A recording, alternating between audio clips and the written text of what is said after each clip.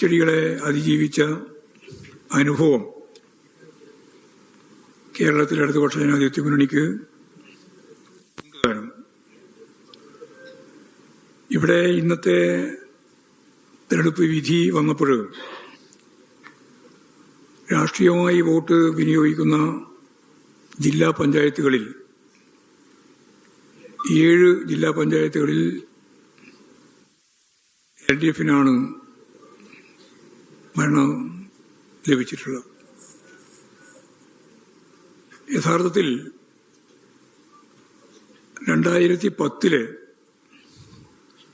തദ്ദേശ സ്വയംഭരണ സ്ഥാപനങ്ങളിലേക്ക് നടന്ന തെരഞ്ഞെടുപ്പിൽ അന്ന് 6 ജില്ലാ പഞ്ചായത്തുകളിൽ മാത്രമാണ് LDF-ന് വിജയിക്കാൻ സാധിച്ചിരുന്നത്. അതേപോലെ തന്നെ ബ്ലോക്ക് പഞ്ചായത്തുകളുടെ നില പരിശോധിച്ചാൽ 59 ബ്ലോക്ക് പഞ്ചായത്തുകളിലായിരുന്നു അന്ന് ജയിച്ചത്. 91 ബ്ലോക്ക് പഞ്ചായത്തുകൾ UDF ആണ് അന്ന് ജയിച്ചത്. ഇപ്പോൾ LDF-ന് 77 ബ്ലോക്ക് പഞ്ചായത്തുകൾ നേടാനായിട്ടുണ്ട്. ഗ്രാമപഞ്ചായത്തുകളുടെ സ്ഥിതി പരിശോധിച്ച് നോക്കിയാലും അന്ന് 360 എണ്ണമാണ് ലഭിച്ചിട്ടുണ്ടായിരുന്നത്. എന്ന് പറഞ്ഞാൽ 601 ഗ്രാമപഞ്ചായത്തുകൾ അപ്പോൾ UDF-ന് അനുകൂലമായിട്ടാണ് ഉണ്ടായിരുന്നത്.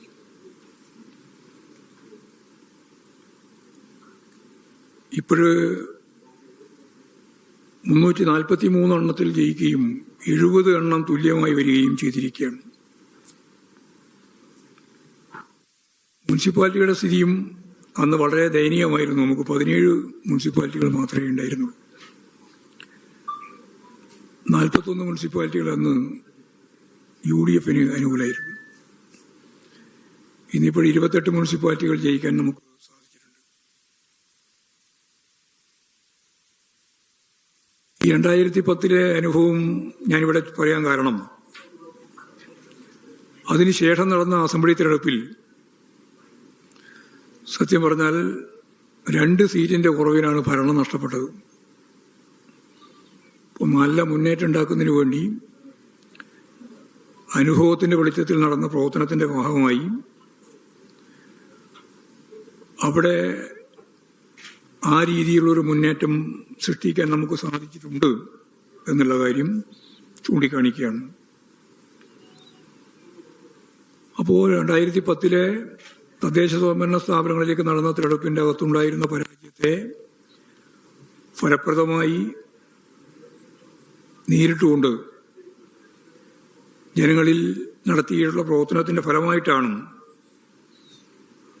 പിന്നീട് LDF-ന് മുന്നോട്ടേക്ക് വരാൻ സാധിച്ചിട്ടുള്ളത്.